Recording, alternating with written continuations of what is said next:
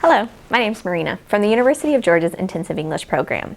Today we're going to talk about how to write the advantages and disadvantages essays that you might find in Writing Task 2 on the IELTS or the TOEFL. This is a common question type on both tests, so the tip and format in this video can be used for both tests. Either one is fine. So the advantages, disadvantages essays are often written like this.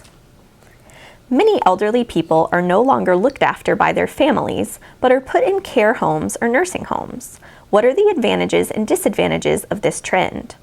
Or sometimes it may say something like, discuss or compare the advantages and disadvantages of this trend and give your opinion. But all of those questions really mean the same thing. Just pay attention to if the prompt asks you to give your opinion or not.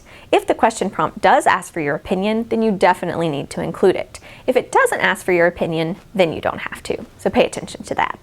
So the first step when you're writing your Writing Task 2, just like in all question types, is to restate the statement or the question prompt. But you need to do this in different words than is used, because if you copy it word for word, then that will be completely marked out. So try to use synonyms or reorganize the sentence in a different way.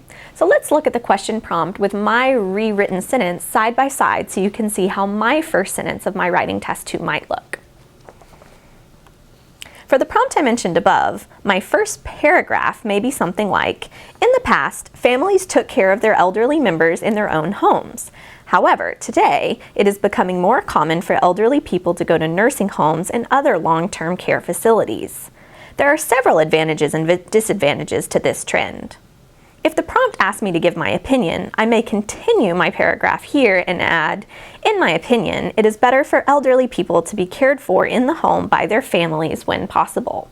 Notice the original prompt and my rewritten statement side by side to compare. That's the end of your first paragraph. So in the advantages and disadvantages essay, the best way to structure it is to, in your body paragraph 1, so your next paragraph, just focus on the advantages. Write the entire paragraph talking about the advantages of elderly people going to nursing homes or care facilities. Then in your second paragraph, or your second body paragraph, just focus on the disadvantages of elderly people going to these care homes and talk about maybe why it would be better for them to stay in the home with their families. Just focus on one thing. So in body paragraph 2, only talk about the advantages. And then in body paragraph 3, just talk about the disadvantages. Now, if the prompt asks you to give your opinion, you have a couple of choices. You can either include your opinion directly in your body paragraphs, or you can put a third, probably shorter paragraph, or a third body paragraph at the end specifically talking about your opinion.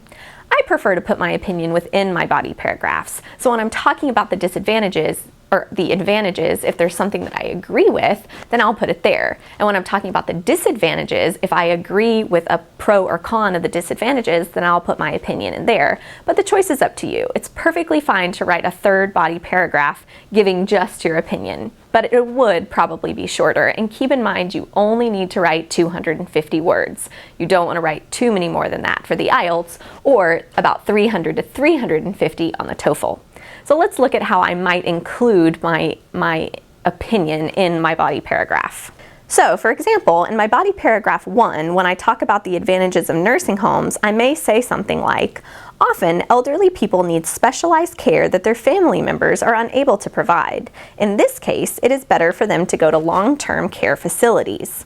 For example, if a senior citizen has memory problems and is a danger to themselves while alone, they may need to live in a nursing home where they can be attended to constantly.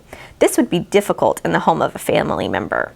Notice that my opinion has been put within the paragraph. My opinion is that specific sentence that is underlined.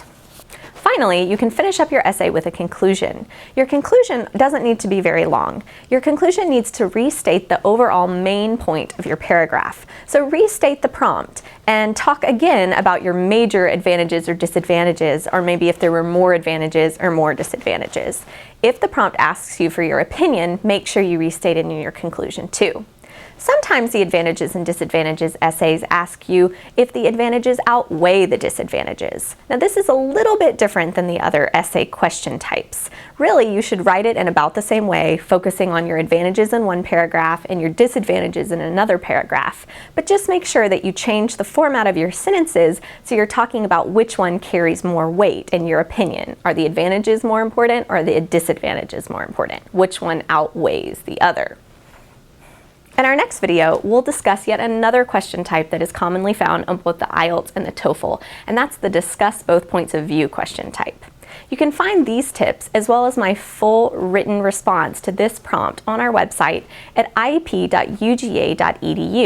There you can also find other information about the Writing Task 2, Writing Task 1, and other tips for the IELTS and the TOEFL. Don't forget to subscribe to our videos so you don't miss anything, and good luck writing. Thanks!